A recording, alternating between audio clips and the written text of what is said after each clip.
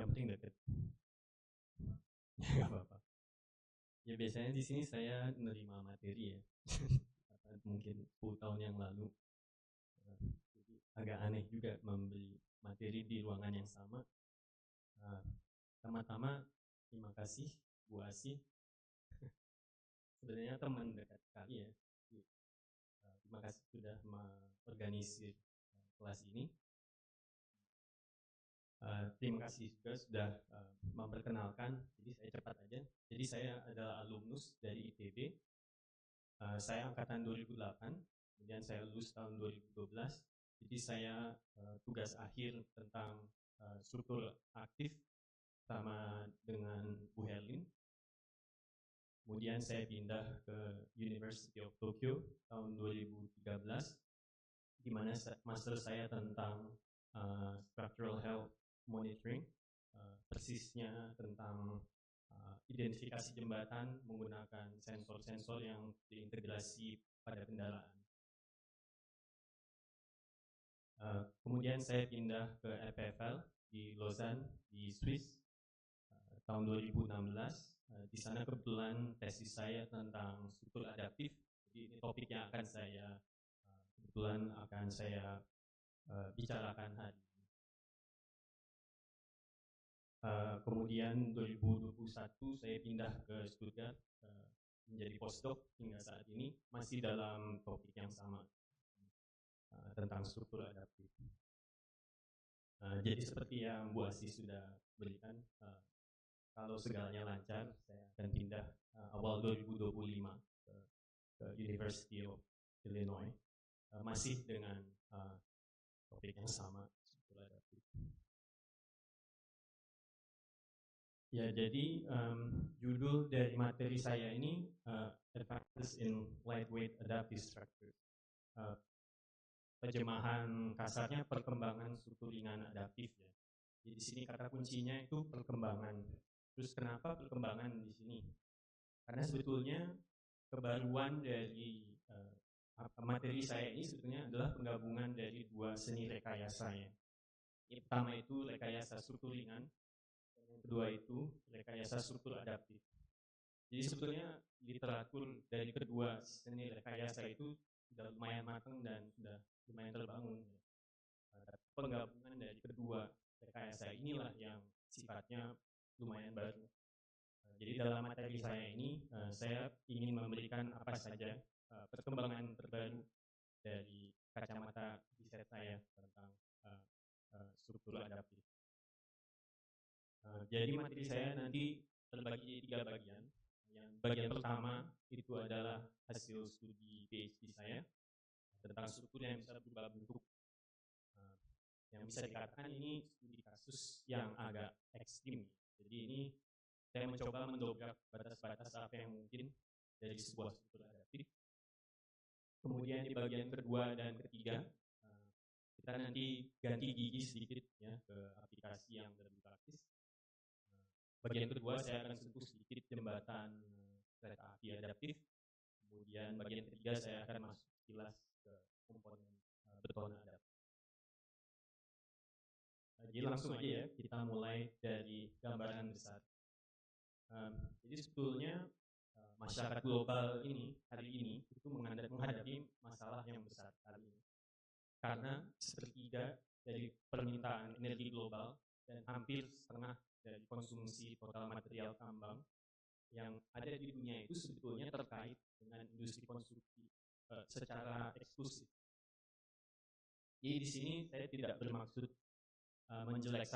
menjelekkan profesi rekayasa struktur ya, karena sebetulnya sudah sangat jelas bahwa kita masih perlu membangun dengan cara-cara yang masuk akal, karena sebagai insinyur tugas kita adalah meningkatkan kualitas hidup dari populasi yang sebetulnya tumbuh sangat pesat, tapi saat yang bersamaan sumber daya yang ada juga menyusut sama cepatnya. Jadi lingkungan terbangun itu mutlak, tapi kita perlu eksplorasi lagi cara-cara baru bagaimana merencanakan lingkungan terbangun tersebut.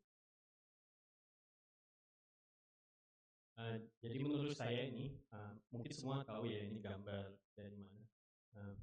imaji ini betul-betul menggambarkan bagaimana sejauh ini kita merencanakan lingkungan terbangun sampai hari ini. Jadi ini foto diambil ulang tahun ke-50 dari jembatan Golden Gate di Amerika Serikat.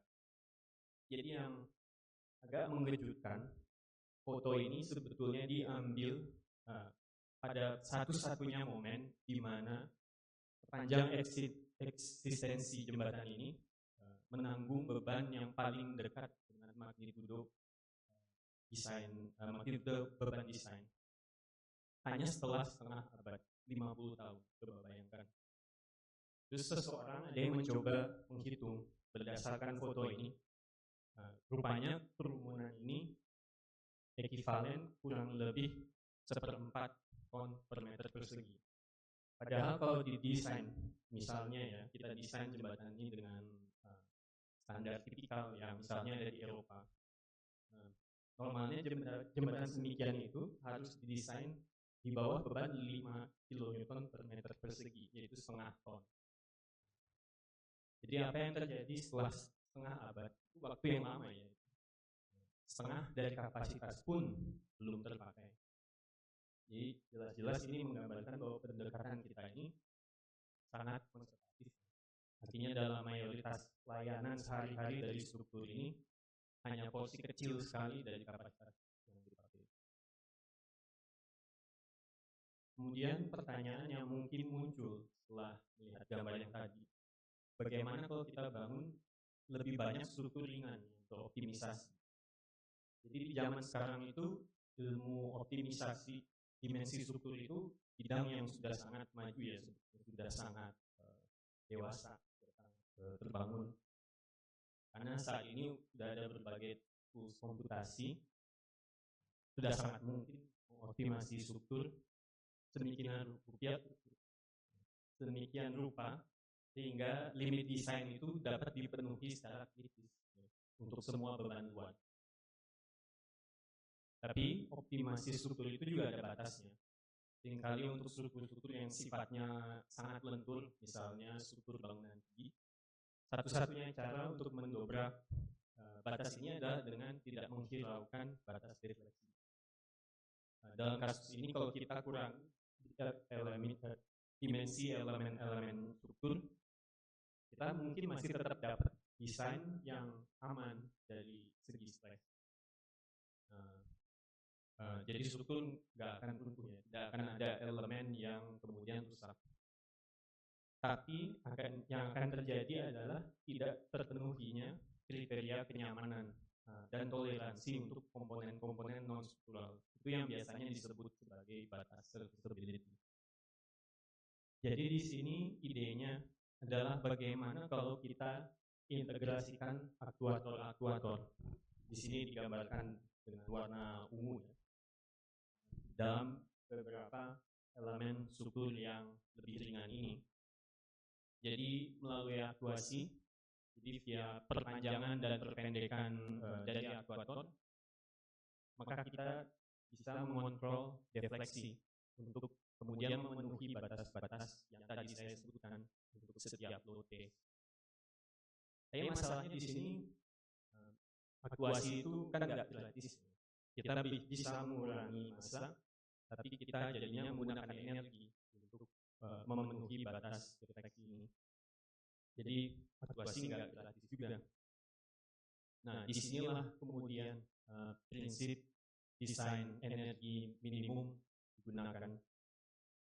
Jadi melalui prinsip ini, perencanaan struktur adaptif itu bisa dirangkum dalam bentuk minimisasi energi rentang hidup atau whole life energy yang mencakup yang pertama itu adalah energi yang terkandung dalam material atau embodied energy, yaitu energi yang dibutuhkan untuk memproduksi dan mentransport material mentah, dan juga energi untuk perakitan dan konstruksi.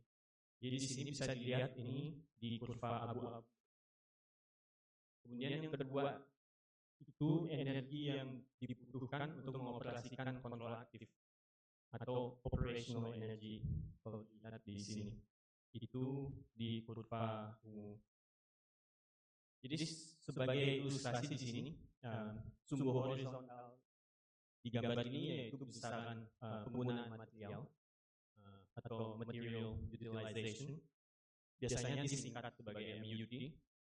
Itu sebetulnya ekivalen dengan rasio dari demand dan capacity dari struktur secara keseluruhan.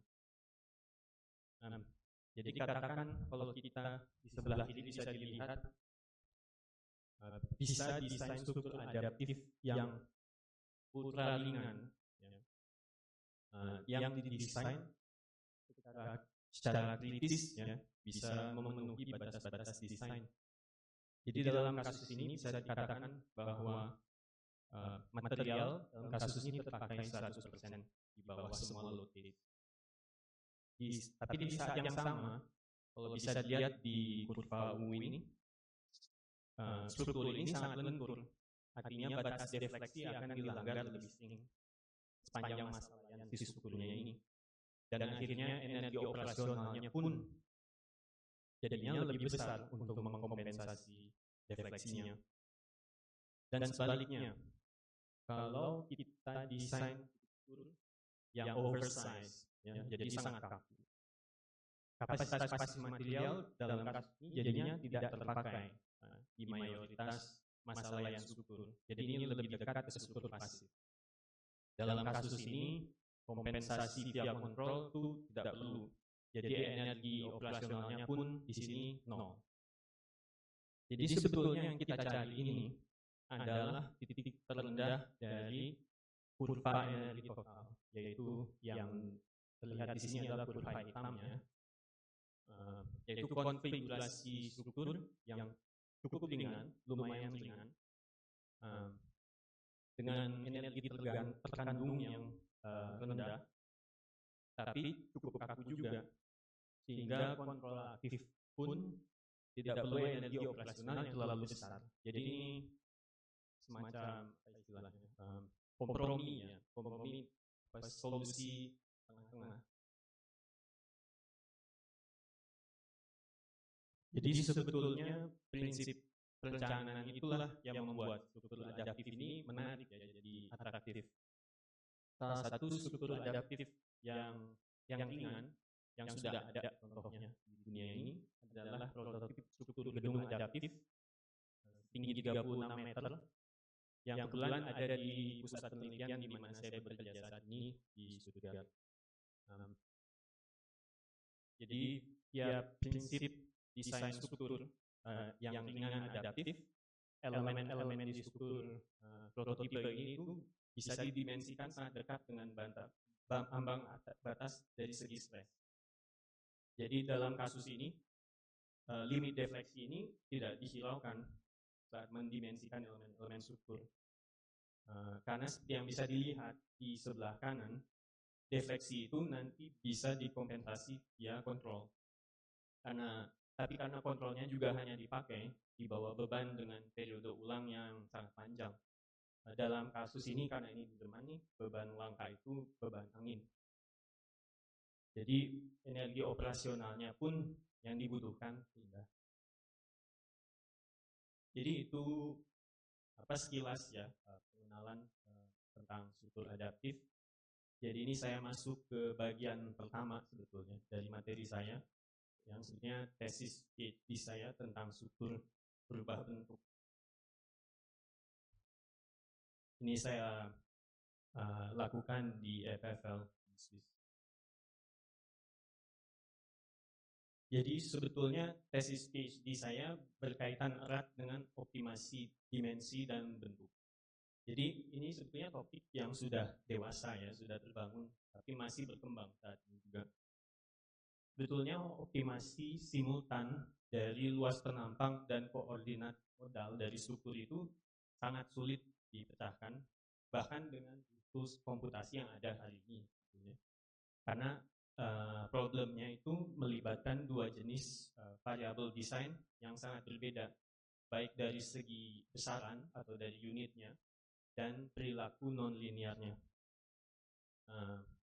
Tapi biasanya dalam optimasi dimensi dan bentuk yang dilakukan sejauh ini, biasanya tujuan akhirnya adalah untuk mendapatkan satu bentuk permanen seperti contoh yang dikasih lihat di bawah ini. Di atasnya ada bentuk awal, di bawahnya adalah bentuk teroptimasi.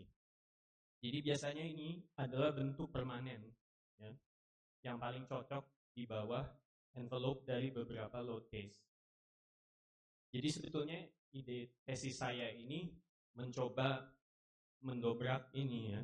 Jadi bagaimana jika kita bisa membuat struktur yang kemudian di bawah suatu pembebanan itu dia bisa bertransformasi jadi bentuk yang bisa menanggung beban tersebut secara efektif. Jadinya ada semacam korespondensi satu-satu antara load case dengan bentuk. Jadi saya memformulasikan sebuah proses desain baru untuk struktur berbuah bentuk yang bisa dirangkum jadi 2 tahap. Jadi di tahap pertama ini ada minimisasi energi terkandung atau embodied energy via optimisasi dimensi dan bentuk. Jadi di sini struktur ini didesain untuk punya satu bentuk target untuk setiap load case. Jadi dalam kasus beban eksepsional atau yang magnitudenya sangat besar yang jarang terjadi, maka struktur bisa berubah bentuk untuk menghomogenisasi distribusi dari stres di dalam elemen-elemen struktur. Kemudian di tahap 2, itu lokasi aktuator dioptimisasi hingga kontrol bentuk menjadi bentuk target yang sudah kita dapat di tahap 1 itu jadinya lebih efektif. Nah, di sini untuk mendapatkan perubahan panjang aktuator atau input control, kita harus memperhitungkan kinematika perubahan bentuk, itu hal yang biasanya dipelajari dalam ilmu robotika, yang memperhitungkan efek non-linearitas geometri. Jadi tahap optimasi dimensi dan bentuk diformulasikan sebagai minimisasi energi terkandung yang sebetulnya ekivalen ya dengan volume material, atau bisa dilihat ini alfa-nya adalah luas penampang, L ini adalah panjang elemen, rho-nya adalah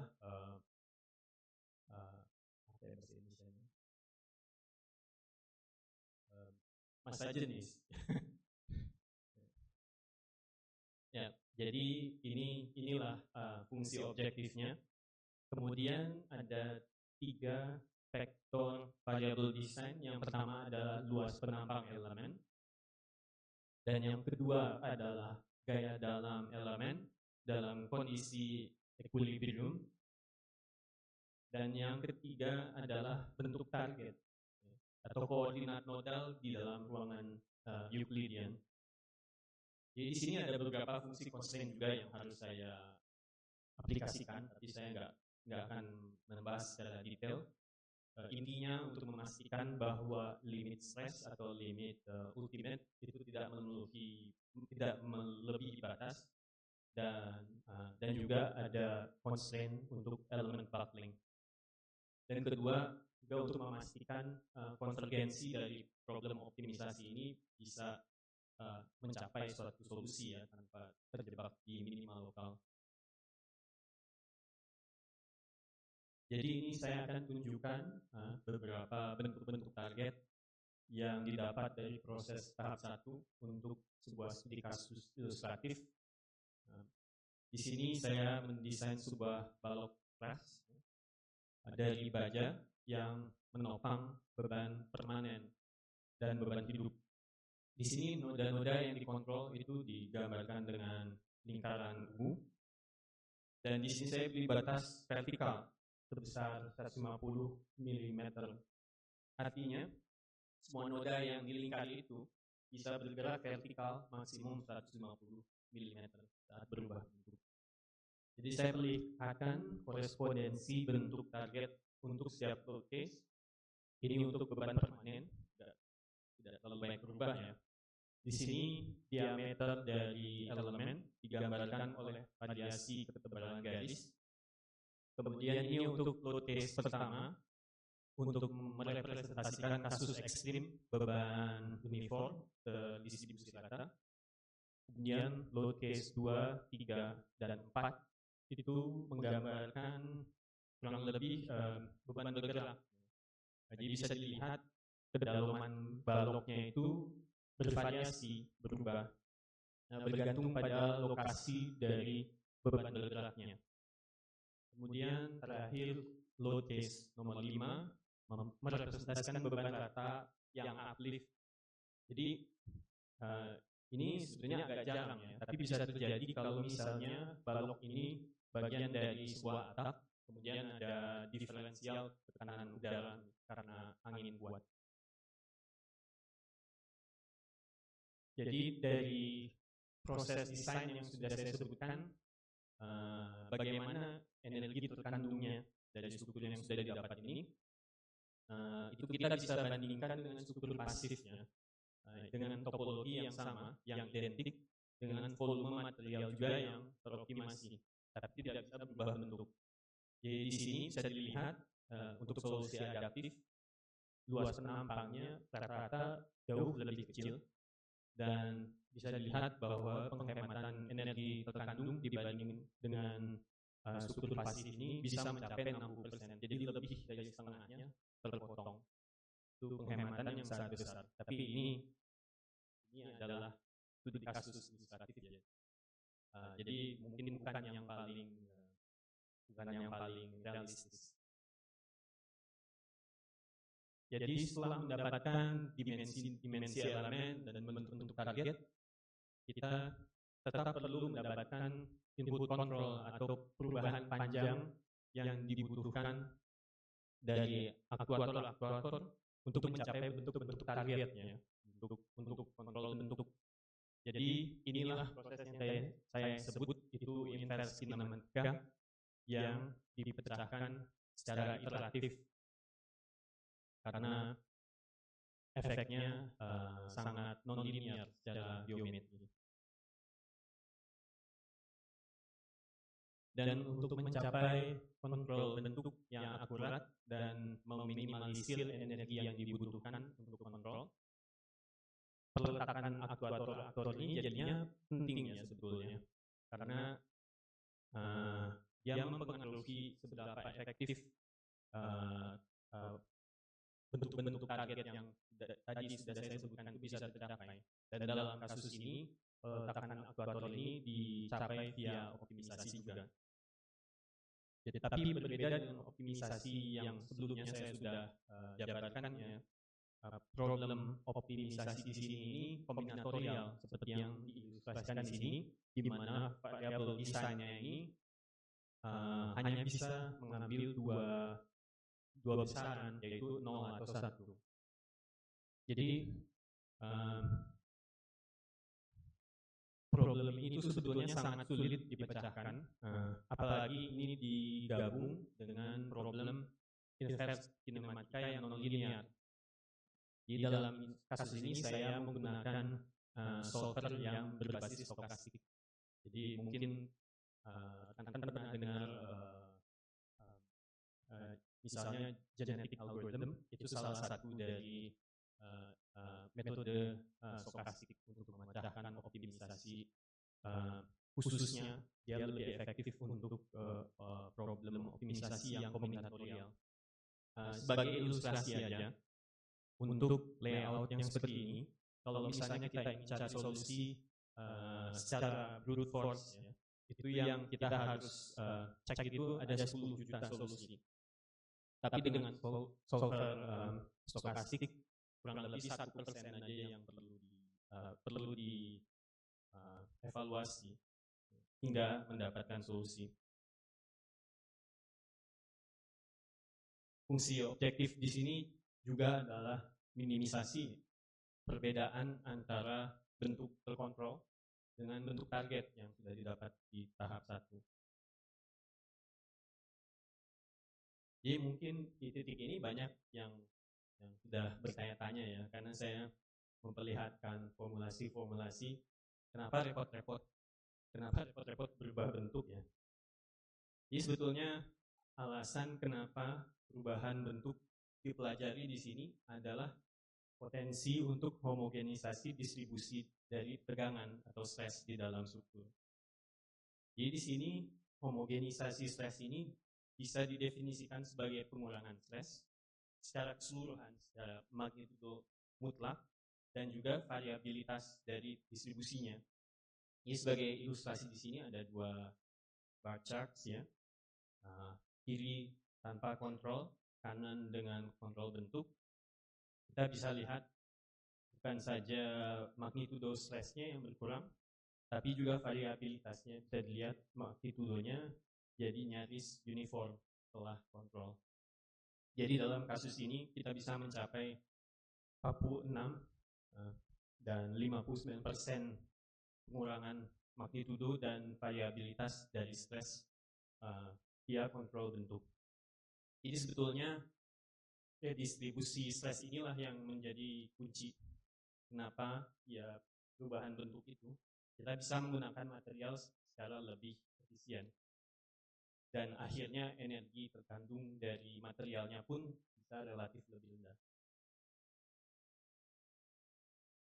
Dan terakhir, bagaimana cara menghitung energi operasional. Jadi di sini strukturnya diasumsikan menopang beban fluktuatif yang sifatnya stokastik atau acak. Kemudian bisa dikarakterisasi dengan distribusi log normal. Jadi dia agak skewed ya ke sebelah kiri. Skewed ke arah magnitudo yang lebih rendah, karena memang pada akhirnya struktur sepanjang hidupnya lebih sering menopang beban yang tidak eksepsional, yang sehari-hari saja. Jadi di sini garis putus-putus vertikal adalah magnitudo beban yang didefinisikan sebagai suatu threshold atau suatu ambang ya, yang disebut Load Activation Threshold atau LAT. Jadi magnitudo beban yang di sebelah kiri itu punya periode ulang pendek, lebih sering terjadi beban sehari-hari dengan magnitudo rendah, tidak perlu kompensasi via kontrol bentuk. Tapi sebaliknya di sebelah kanan itu beban langka dengan magnitudo yang lebih besar, memerlukan kompensasi via kontrol bentuk. Jadi biasanya LAT ini dipilih sebagai besaran yang menyebabkan terlampaunya suatu batas. Jadi di sini saya pilih batas defleksi. Kemudian di kanan ini adalah probability distribution function atau PDF untuk si beban yang kemudian saya diskretisasi. Masing-masing elemen diskret ini merepresentasikan kejadian dari suatu magnitudo beban. Jadi berdasarkan PDF diskret ini, kemudian durasi dari kejadian beban bisa diperkirakan. Dan energi operasional total selama masa layan dihitung sebagai jumlah dari produk kerja aktuator atau energi yang dipakai aktuator dan durasi beban yang magnitudonya di atas LAT atau sebetulnya luas area dari grafik yang saya highlight di sebelah kanan. Mungkin cukup ya formulasinya. Sekarang saya beralih ke topik yang agak lebih menarik mengenai prototipe struktur berubah bentuk yang sudah saya bangun dengan metode desain yang sudah saya paparkan sejauh ini. Jadi prototipe ini adalah balok sebetulnya dari truss simply supported dengan bentang 6,6 meter. Jadi bisa dilihat ini sebetulnya baloknya sangat langsing ya, dengan rasio bentang kedalamannya hanya 44:1. Jadi elemen-elemen ini semua terbuat dari baja dengan penampang silinder yang berongga. Kemudian total ada 54 elemen dikoneksi via 20 noda. Dan massa prototipe ini tanpa nopang hanya 125 kg. Jadi itu sangat ringan. Kalau dipikir-pikir suatu struktur yang bisa mengambil kapasitas 200 kg dengan massa hanya 125 kg itu sangat ringan. Jadi prototipenya di setup dengan sistem kelas modular, elemen-elemennya terkoneksi via noda yang bentuknya seperti bola-bola. Jadi sambungannya tidak ada yang eksentris, semua sumbu normalnya bertemu di noda. Dan ada sistem deck di atas tasnya terbuat dari aluminium dan akrilik, jadi orang bisa berjalan di atasnya. Dan sudah didesain supaya decknya tidak mempengaruhi kekakuan dari si tasnya, karena dia dibuat agar bisa bergeser dengan suatu sistem elastomer. Dan untuk memonitor stress element ada strain gauge dalam konfigurasi jembatan penuh. Kemudian ada optical tracking dengan inframerah juga untuk memonitor koordinat nodal. Dan kemudian ada unit komputasi, ini yang sangat powerful ya. Jadi stress elemen dan koordinat nodal kemudian dikombinasikan dengan informasi dari perpanjangan aktuator secara real time, kemudian diproses untuk mengestimasi lokasi dan magnitudo beban, dan kemudian dipakai untuk menghitung bentuk targetnya. Dan kemudian dari bentuk target kita bisa dapat input kontrol seberapa banyak aktuator harus memanjang atau memendek.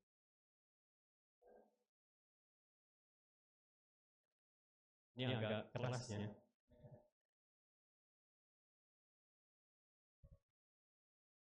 Ya, jadi ini prototipenya in action ya. Jadi sudah didesain untuk menopang beban bergerak yang merepresentasikan dua orang yang sangat berat dengan massa total 200 kg berjalan di deck. Di sini saya perlihatkan bentuk ketika beban didirikan di tengah bentang dengan crane. Jadi di sini ada garis putus-putus, ini adalah bentuk awal, dan setelah dibebankan bisa dilihat bagian bawahnya mengembang, kedalamannya bertambah. Dan di sini perubahan bentuk real time ketika menanggung pejalan kaki. Lagi-lagi fokusnya ke garis putus-putus putih yang ada di bawah. Bisa dilihat bahwa penambahan kedalaman dari tas itu mengikuti pergerakan beban pejalan kaki. Nanti videonya agak dipercepat supaya lebih terlihat setelah mereka sampai di sebelah kiri.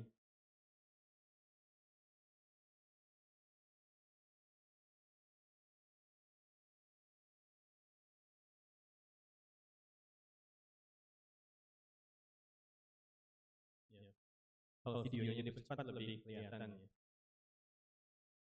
Jadi ini adalah satu snapshotnya ke beban pejalan kaki itu ada di tengah bentang tanpa dan dengan kontrol bentuk.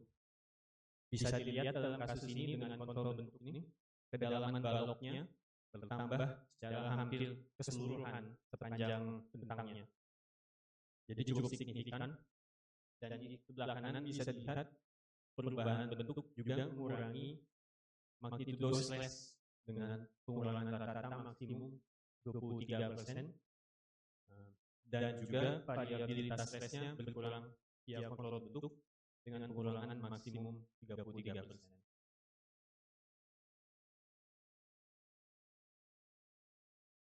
Dan di sebelah kiri ini kita bisa lihat suatu perbandingan ya antara struktur adaptif berubah bentuk di bawah 125 kg dibandingkan dengan struktur pasif yang ekivalen yang juga dioptimisasi masanya tapi tidak bisa berubah bentuk 226 kg.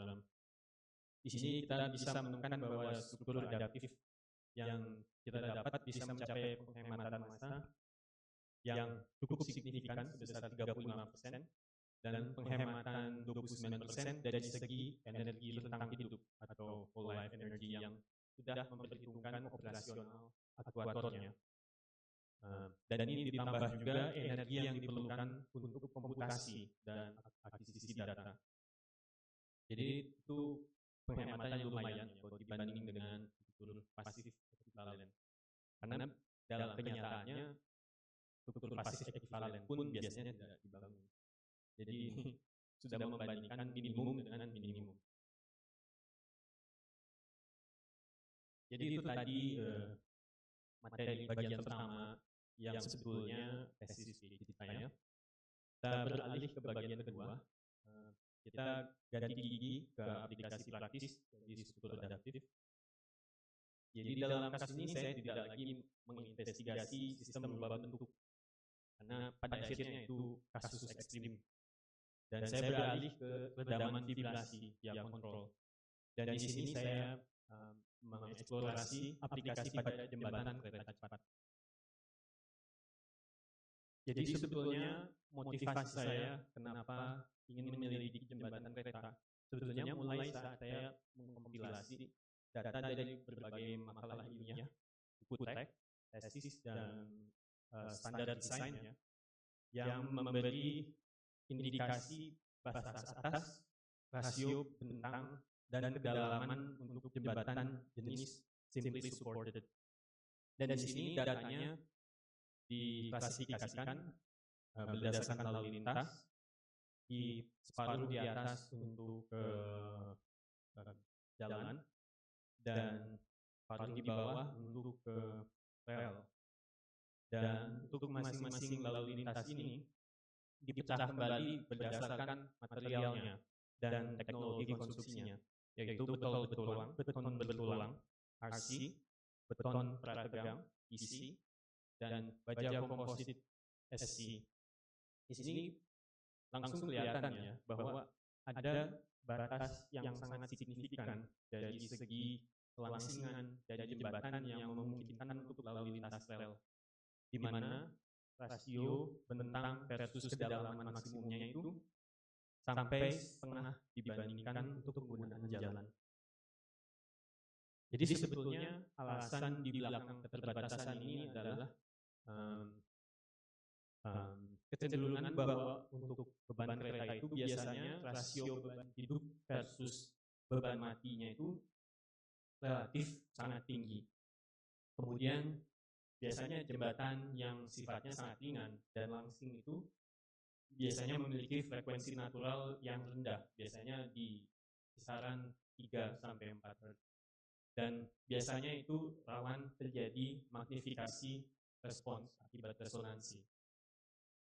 Jadi artinya untuk jembatan kereta batas-batas akselerasi dan defleksi vertikalnya jadinya lebih sulit terpenuhi.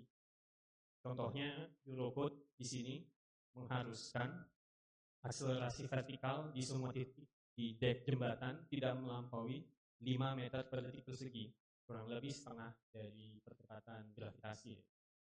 Ditambah lagi defleksi maksimal di semua titik di dek tidak boleh melampaui bentang dibagi 1900. Biasanya untuk bangunan kan biasanya bentang dibagi 500 atau 360. Jadi ini dibagi 1900. Sangat kecil. Apalagi kalau jembatannya dilewati lalu lintas kereta cepat yang mirip dengan yang sekarang udah ada ya, udah beroperasi antara Jakarta dan Bandung. Jadi secara konvensional sebetulnya meningkatkan kecepatan kereta berarti sudah pasti jembatan harus didesain lebih kaku dengan memperbesar penampang. Tapi itu juga artinya di saat yang bersamaan kita dapat penalti massa. Jadi dari kita menambah massa untuk meningkatkan penampang. Jadi satu strategi yang saya eksplorasi dalam studi ini adalah aplikasi dari sistem prategang eksternal adaptif, atau dalam bahasa Inggrisnya sebetulnya namanya lebih lucu ya, External Adaptive Tensioning System atau EAT System. Jadi ini saya investigasi dalam konteks jembatan baru dan retrofitting jembatan existing. Jadi EAT System ini adalah sistem kabel yang diletakkan di bawah balok utama jembatan dan dideviasikan ke bawah dari sumbu netral balok ya elemen-elemen tekan. Di sini ada 3 elemen tekan, dan dalam hal ini saya integrasikan 3 aktuator untuk satu aktuator untuk setiap elemen tekan. Jadi seperti yang diilustrasikan di bawah nih, bebannya bekerja di balok kemudian bisa dikompensasi oleh aktuator yang kemudian mendeformasi struktur ke arah berlawanan dengan beban, jadi dia melendut ke atas, ada momen negatif. Jadi di sini saya melakukan studi kasus pada jembatan Simply Supported bentang 40 meter. Saya ingin melihat berapa penghematan massa dan energi yang bisa dicapai. Dan di sebelah kanan ini adalah cross section, ya. Contoh cross section penampang jembatan dengan heat system. Di sini magnitudo input controlnya, bagaimana menghitungnya, saya tidak akan jelaskan secara detail karena mungkin waktunya tidak cukup. Dihitung dengan kontrol optimal. Mungkin nanti kalau tesisnya dengan Bu Herlin mungkin akan tahu. Dengan objektif kontrol mengurangi respons di tengah bentang jembatan. Jadi untuk memeriksa batas akselerasi vertikal, saya mensimulasikan 10 kereta cepat standar berlalu lalang di atas jembatan dengan kecepatan yang divariasikan antara 40 sampai 360 km per jam, seperti yang diharuskan oleh Eurocode. Jadi ada 1, 2, 3, 4, tidak saya kasih lihat, ada jenis kereta ke-10. Dan dari 10 time history yang saya dapat dari simulasi, saya ambil nilai puncak absolut, sehingga untuk satu konfigurasi jembatan saya dapat grafik seperti ini dengan kecepatan kereta di sumbu horizontal dan akselerasi puncak di sumbu vertikal. Dan garis horizontal putus-putus di sini merepresentasikan 5 meter per detik kuadrat. Itu adalah batas akselerasi vertikal yang diharuskan oleh Eurocode untuk kereta cepat. Dan di sini garis-garis vertikal merah, biru, dan hijau itu adalah kecepatan-kecepatan yang kebetulan menyebabkan resonansi. Itu sebenarnya didapat dari persamaan ini, yang merupakan fungsi dari frekuensi natural dari jembatannya. Merah ini untuk kasus di mana harmonik pertama dari kandungan frekuensi beban mendekati frekuensi natural jembatan. Ini skenario terburuk, jadi ini resonansi murni. Biru dan hijau adalah kasus di mana harmonik kedua dan ketiga dari kandungan frekuensi beban mendekati frekuensi natural jembatan. Ini kasus ini lebih tidak dominan dan tidak terlalu berbahaya. Jadi saya buat plot-plot yang sama. Pertama untuk kasus pasif. Saya buat plot akselerasi puncak untuk berbagai ukuran penampang balok, dari yang paling kecil 2000 mm, hanya 2 meter kedalamannya, jadi sangat langsing, sampai 5 meter. Di sebelah kiri saya tandingkan plot-plot tersebut, dan di sebelah kanan saya hanya tampilkan untuk penampang terkecil dan terbesar. Dan bisa dilihat dengan penampang kecil yang hanya 2 meter, batas akselerasi vertikal 5 meter per detik kuadrat ini terlampaui ya di banyak kecepatan, bahkan di kecepatan yang relatif rendah, dan khususnya untuk kecepatan di atas 300 km per jam. Jadi jelas-jelas ini jembatan konfigurasi ini tidak cocok untuk kereta cepat. Dan batas akselerasi hanya dapat dipenuhi kalau kita memperbesar penampang sampai 5 meter jauh, lebih dari 2 kali lipatnya, di mana resonansi harmonik pertama sudah tidak lagi terjadi kecepatan apapun di bawah 360 km per jam. Jadi artinya dalam kasus ini penalti massanya sangat besar ya, karena perubahan penampangnya pun sangat signifikan. Dan kedua, untuk kasus adaptif dengan heat system, saya coba lakukan exercise yang sama. Saya variasikan penampang dengan kedalaman 2,1 meter hingga 2,6 meter. Dan di sebelah kiri, lagi-lagi saya sandingkan satu sama lain. Dan di sebelah kanan hanya untuk penampang terkecil dan terbesar. Jadi mirip dengan kasus pasif, ketika penampang sangat kecil, tanpa kontrol akselerasi vertikal. Jadi yang tanpa kontrol itu garis putus-putus, dengan kontrol garis penuh. Lagi-lagi tanpa kontrol, akselerasi vertikal membludak akibat resonansi harmonik pertama di atas kecepatan 300 km per jam. Tapi dengan kontrol untuk hampir semua kecepatan batas tidak terlampaui, kecuali untuk kecepatan sangat tinggi di sini sekitar di atas 340 km per jam. Jadi dalam kasus ini kita cukup menambah penampang sedikit saja dari 2,1 jadi 2,6, tidak perlu sampai 5 meter untuk mencapai respons yang secara sempurna memenuhi syarat dengan kontrol. Tentu saja tanpa kontrol kita tidak bisa memenuhi, tapi dengan kontrol kita jadi bisa memenuhi.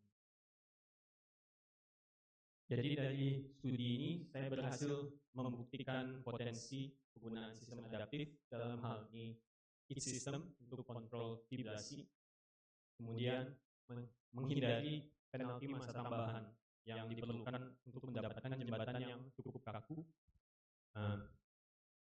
untuk memenuhi batas-batas respons.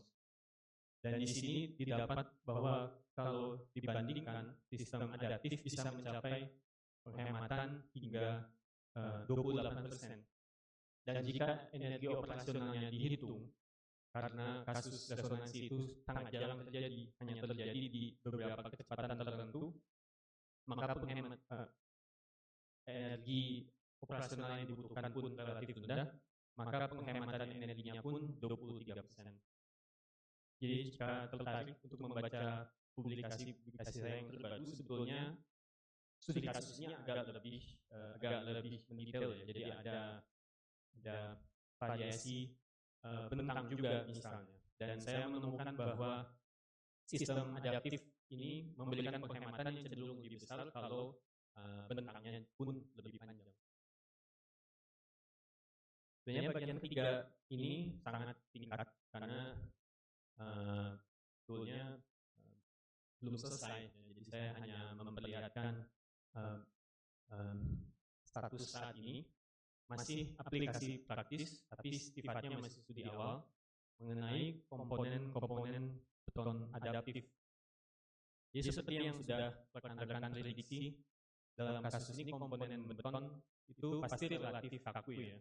Jadi di sini saya menginvestigasi secara dasar mengenai potensi aplikasi sistem aktuator untuk struktur beton bertulang yang sebetulnya masih sangat jarang dieksplorasi. Jadi sebetulnya motivasinya berdasarkan data yang ada di kanan ini.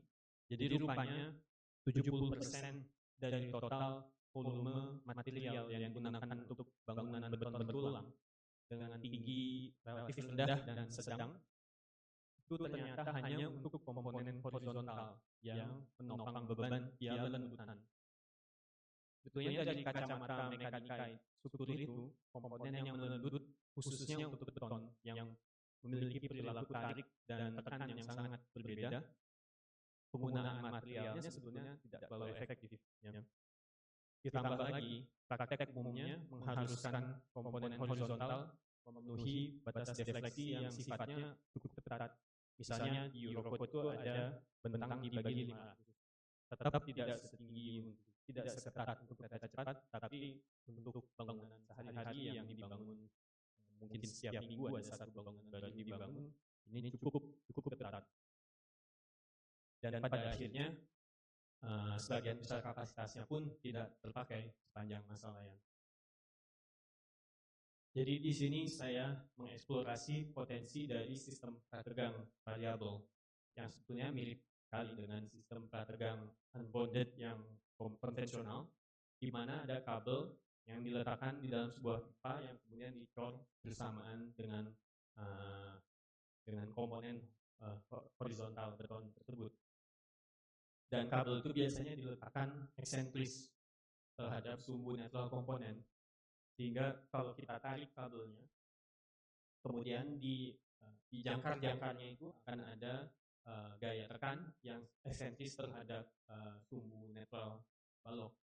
Dan gaya tekan eksentris itu akan menyebabkan momen negatif, J sebetulnya melendut ke atas. Dia mirip dengan sistem IT yang sudah saya jelaskan sebelumnya.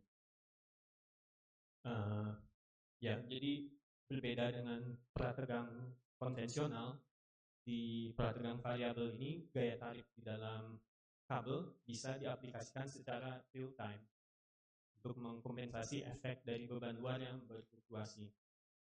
Jadi saya baru saja selesai membangun suatu prototipe skala menengah yang di bawah ini, kurang lebih 2 bulan yang lalu selesai, untuk balok beton bertulang adaptif, panjangnya 4 meter. Aktuator dan kabel sudah didimensikan untuk mengaplikasikan gaya tekan eksentrik maksimum 150 kN. Sebetulnya hanya 50% dari 150 kN itu diperlukan untuk mengurangi defleksi balok ini hingga baloknya bisa rata sempurna. Defleksinya selalu 0 di bawah beban hingga 1 ton atau 10 kN. Sebetulnya saya tidak bisa ngasih lihat banyak grafik karena kita baru selesai testing untuk memastikan bahwa aktuator dan konsep aktuasi ini berfungsi sesuai dengan yang diharapkan. Dan beberapa minggu yang lalu saya baru selesai menguji aktuator via aplikasi tegangan siklik. Di sebelah kiri ini adalah video yang diambil dari tengah bentang, di mana ada sensor defleksi dengan laser. Bisa dilihat gapnya berkurang bertambah.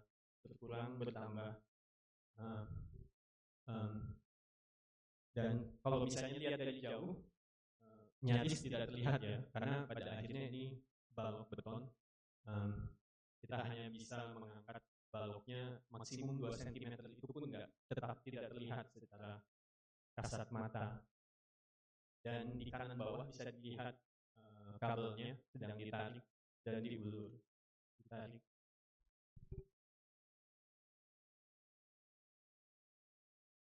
Jadi saya sebenarnya hanya mau kasih lihat ini aja, karena pada akhirnya aneh ya melihat beton bergerak, karena kita selalu menganggap beton itu sesuatu yang batu, nggak bakal bisa kemana-mana. Ya, jadi untuk menyimpulkan materi saya, sejauh ini kita menemukan bahwa sistem adaptif punya potensi untuk mencapai bukan saja penghematan massa yang signifikan, tapi juga penghematan energi rentang hidup atau whole life energy untuk berbagai struktur. Ini didemonstrasikan ya sudah oleh struktur berubah bentuk yang merupakan kasus paling ekstrim dari struktur adaptif, di mana redistribusi stres yang signifikan bisa tercapai via kontrol bentuk yang pada akhirnya menghasilkan penggunaan material yang jauh lebih efektif.